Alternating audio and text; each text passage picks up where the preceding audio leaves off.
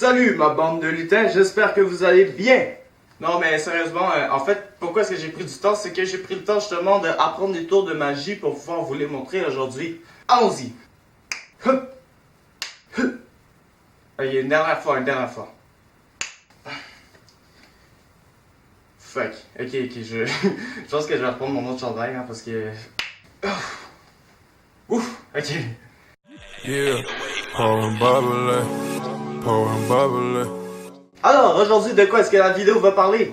La vidéo va parler de comment entretenir des bonnes relations interpersonnelles avec d'autres personnes. Là, vous me regardez sûrement, Dahomey, pourquoi est-ce que tu utilises des mots aussi compliqués? Mais qu'est-ce que c'est que ça, des relations interpersonnelles?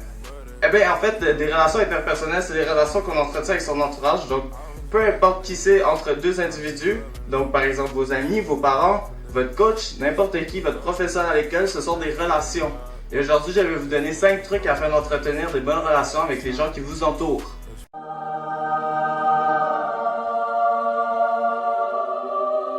Donc, avant de commencer, il faut définir la confiance, parce que je suis sûr que plusieurs d'entre vous ne savent même pas qu'est-ce que ça veut dire. Enfin, en gros, la confiance, qu'est-ce que ça signifie? C'est que on remet quelque chose de précieux à quelqu'un, en se fiant à lui et en s'abonnant ici à sa bienveillance et à sa bonne foi. Donc, en résumé, si vous avez un bon ami et vous lui faites confiance, ça veut dire que vous êtes capable de lui dire un secret sans avoir peur que, justement, il aille le dire à d'autres personnes parce que vous savez qu'il a une bienveillance et bonne foi. Donc, en sachant qu'est-ce que c'est la confiance maintenant, si vous voulez faire quelque chose pour entretenir encore une meilleure relation basée sur la confiance avec quelqu'un, c'est que si vous faites une promesse à quelqu'un, vous devez tenir votre promesse. Parce que si à chaque fois que vous faites une promesse à quelqu'un, vous ne la tenez pas, votre promesse n'aura plus de valeur à ses yeux, vous êtes mieux de lui dire que vous n'êtes pas sûr de justement pouvoir tenir la promesse, au lieu de lui dire que vous lui promettez et qu'après ça, il soit déçu en raison de fausses attentes qui s'étaient faites à votre égard.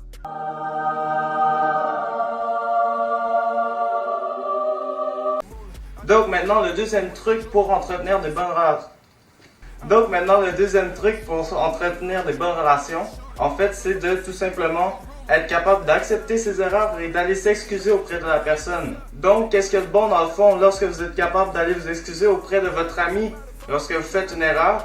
Ce que ça fait, c'est que vous êtes capable de faire progresser la relation et de passer justement par-dessus des petits conflits comme ça.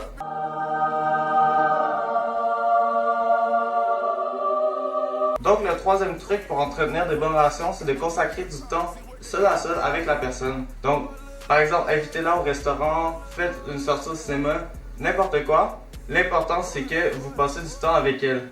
Pourquoi est-ce que c'est bénéfique? C'est que lorsqu'on est en seul à seul avec une personne, on est capable de mieux comprendre ses comportements, de voir comment est-ce qu'elle agit ou réagit face à ce qu'on lui dit ou ce qu'on fait.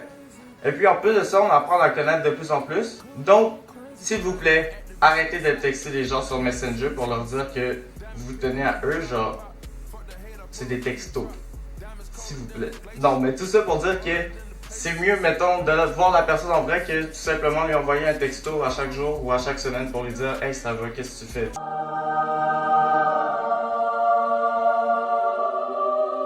Donc, maintenant, le quatrième truc que je vous donne, c'est faire preuve d'écoute active. Qu'est-ce que j'entends par écoute active? Entends par écoute. Non, enfin, qu'est-ce que j'entends par écoute active, c'est que...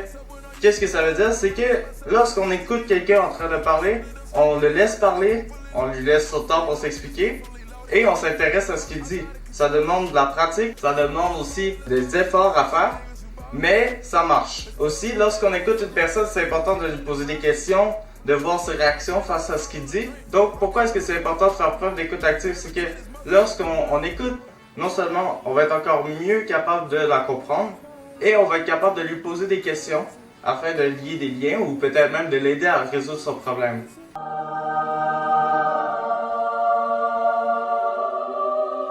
Et donc le cinquième truc que je vous donne pour aujourd'hui, ça serait de faire preuve d'altruisme envers vos amis.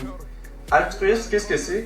C'est un comportement animal et humain caractérisé par des actes a priori désintéressés ne procurant pas d'avantages apparents immédiats à l'individu qui les exécute, mais qui sont bénéfiques à d'autres individus et peuvent favoriser surtout à long terme un vivre ensemble et une reconnaissance mutuelle au sein du groupe où il est présent.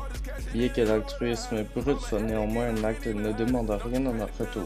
Donc, par conséquent, on peut voir que l'altruisme à long terme, ça peut être bénéfique pour une relation parce que lorsqu'on fait preuve de gentillesse sans demander rien en retour, non seulement ça fait plaisir à quelqu'un qui pourrait avoir eu une mauvaise journée par exemple, et en plus de ça, ben, ça rend content l'autre personne. De plus, ça a été prouvé scientifiquement que lorsqu'on fait des actions pour aider quelqu'un d'autre, on se sent mieux après.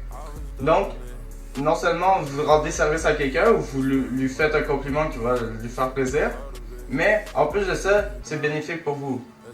Quoi demander de mieux? Ain't for your shot, it's for that other bitch. I'm going crazy about it. I'm going codeine crazy, that's how we living it. I'm feeling lovely, I'm drinking bubbly. Codeine crazy. All this motherfucking money got me codeine crazy.